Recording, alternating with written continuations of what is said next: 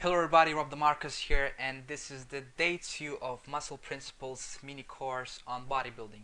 So, on the first day we have learned about goal setting and how important it is for you to set specific and measurable goals. And now we are moving on to the action plan that will allow you to achieve your goals, which is to gain muscle. So, in today's video we're going to learn about the basics of muscle building nutrition. And I've noticed that a lot of people who are new to bodybuilding, it doesn't matter whether it's a male or female, they think that setting up your own diet and eating plan is a very complicated stuff and you need to have a PhD to do this. In fact, it's not. It's a simple process and you need to follow basic principles, and by doing so you will be able to set up your own effective eating plan that will allow you to achieve your goals. There's no need to reinvent the wheel. Keep it simple and you will see great results.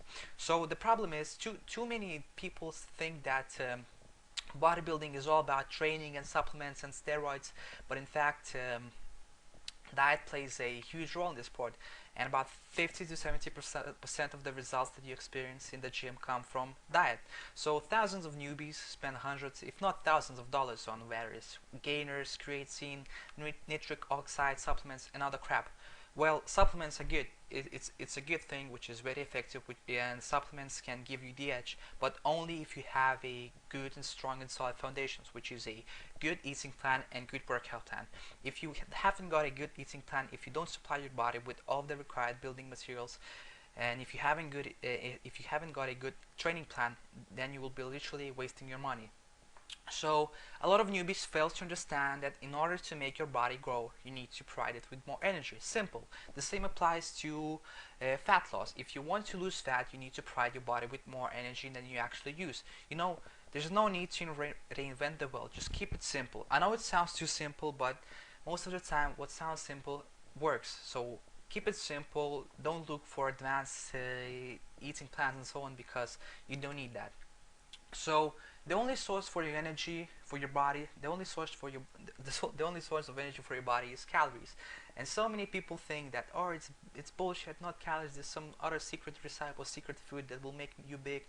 But in fact, if you want to grow, if you want to gain muscle, if you want to gain strength, you need to provide your body with more calories. So calories will provide your body with energy, which is needed to make your muscle grow. So the first and probably the most important thing a skinny guy should do is increase his caloric intake. Simple, basic stuff, but so many people ignore this.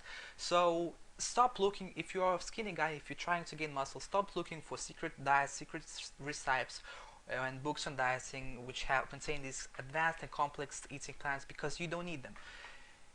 If you're just starting out, you need to stick to the basics, and when you will reach the certain level in this sport, you can only then learn about periodization, glycogen loading and so on, that will allow you to reach these peak conditions in your physique. But just for now, stick to the basics, because you don't need to know about this complicated stuff. So the first step, go to muscleprinciples.com/calories to find out the exact number of calories you need per day, and by all means try to consume at least that amount of calories.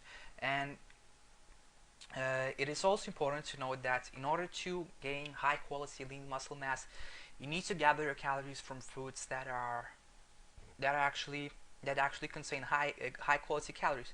So we're going to learn about this tomorrow, but just for now, know that there is a difference between getting your calories from a pack of Pringles, which contains 500 calories, and getting your calories from 100 grams of chicken breast, which contain 400 calories. You see, some calories will make you fat, whereas some calories will make you to gain meat.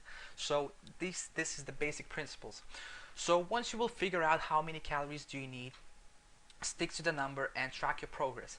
And this is when we go back to the lesson of yesterday, where I have told you about tracking your progress and writing it down to your own journal. Because if you won't track your progress, you won't see where you're going and if you're doing the things right. So write down exactly how many calories do you need and try to track your progress if you're gaining weight or if you're not. So once you will figure out how many calories do you need, and once you will be consuming that number of calories, and if you won't be seeing any gains, there are possible reasons why you're not gaining weight. First of all, you're not consuming you're not consuming enough calories. So, and solution to this is really simple. Simply increase your caloric intake by 250 to 500 calories and see if you're gaining. Or another reason is that you gather your calories from the wrong foods. So I've told you before that some foods will make you fat, whereas others will make you to gain meat. So a lot of people think, a lot of skinny guys, I've got a lot of friends who tell me, oh Rob, I can't gain weight, I eat everything I can, I've got fat metabolism. Bullshit. Singer's biggest load of bullshit. Because why? Because they tell me, I go to McDonald's, I eat Oreos every day, blah blah blah blah, milkshakes and so on. You know what? These are bad sources of calories. Of course, it's a nice food. You get a short-term experience. It's very nice. It's very tasty. But if you want to gain high-quality lean muscle mass, if you want to go from being an ectomorph to mesomorph, you need to gather calories from food that contain good calories. You need to gather calories from proteins, carbohydrates, and fats. And we're going to talk about this tomorrow. But just make sure for now you know these basic principles of dieting.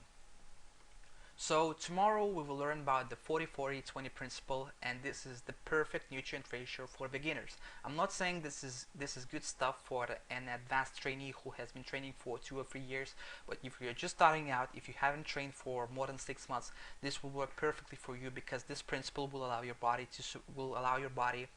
to get the exact amount of nutrients it needs to have enough building materials. So if you're watching this video on YouTube, click on the link in the description box, or if you're watching this video on my blog, click on the link below to get more advanced information about muscle building.